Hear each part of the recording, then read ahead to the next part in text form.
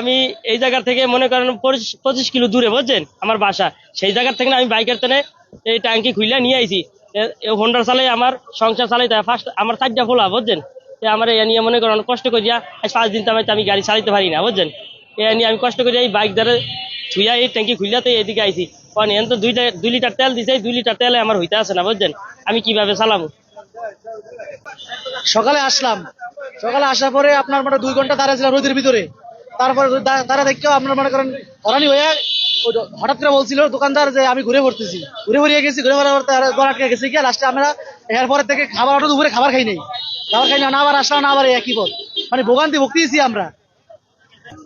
আজকে 3 দিন যাবত আপনার সিরিয়ালে আছি। মূলত ওই পাম্পে গেলাম, তারপর হচ্ছে আমাদের মার্শাল্লাহ পাম্পে গেলাম, কিন্তু 3 যাবত সিরিয়াল পাচ্ছি না। কালকে রাত প্রায় 1টা পর্যন্ত ছিলাম, তাও সিরিয়াল পাইনি। আজকে মোটামুটি দেখতেছি দিচ্ছে একটা দুইটা করে। আমার টোটালি আসলে টাঙ্কিতে তেল নেই, আর রিজার্ভে চলতেছে আজকে 3 দিন।